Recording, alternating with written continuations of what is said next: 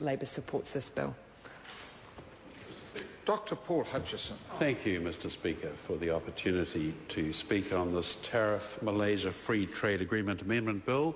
This undoubtedly is another great achievement for the national government, although I must note that there have been, the genesis of this has come through over a long period of time and would even date back to the days when the current Speaker, not the one in the chair, but the Honourable Dr. Lockwood Smith was spending time up in that area.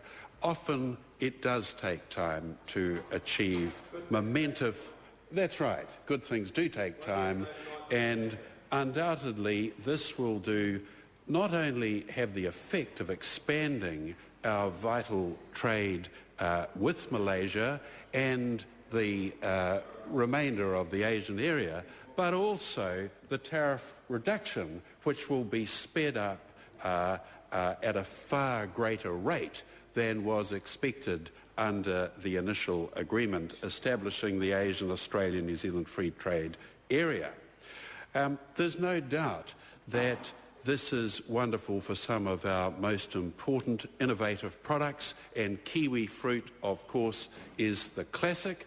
We were absolutely dazzled by the innovation of Zespri the other night when they brought us their new varieties of kiwi fruit, one particularly sweet one which was designed for the Asian market, not to mention the pink one, which would obviously suit the Labour opposition, but it was a fine fruit. But the real point of this is that there's a huge point that this is a little fruit that had very little significance anywhere in the world until New Zealand innovators grasped it by its skin and made it a highly valuable export product. And obviously this free trade agreement is a living example of where New Zealand is benefiting from it. But I have been indeed intrigued by the contribution of Kennedy Graham, and as always, it's extremely thoughtful. I must say we can't entirely agree with all the thoughts behind it, but I do look forward to having a look at that list of names of environmental economists that he read out. For me, a simple-minded physician-surgeon, I often think of the words of Galbraith, where he pointed out that economics was common sense made complicated. And indeed, some of the thoughts that Kennedy Graham had did seem to be a trifle complicated, and it was interesting to hear the contribution from Trade Minister Tim Grosser, and of course Trade Minister Tim Grosser has made a tremendous contribution, not only to this agreement, but to many others. But he, I think, mentioned that econometric models on the impact of tariff removal clearly are very problematic to rely on.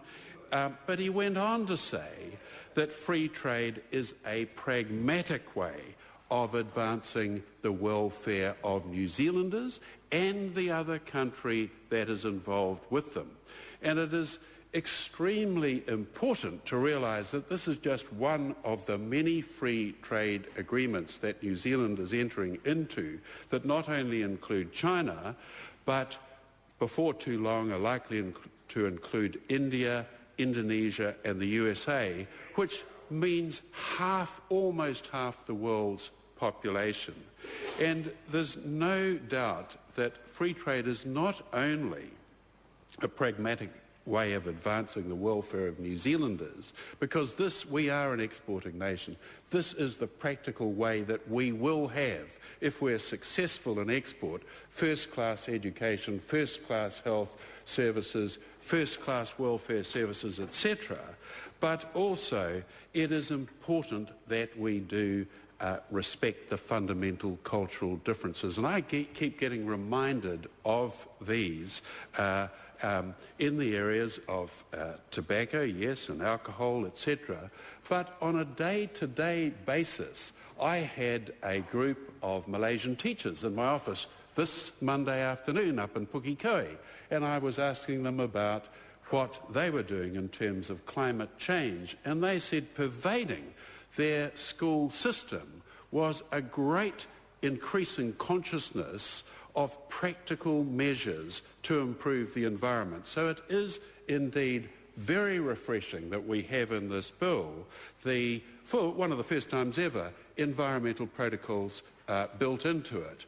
And indeed, I think Kennedy Graham was slightly sceptical about this, but it is a very important start. He's got a furrowed brow on my saying this.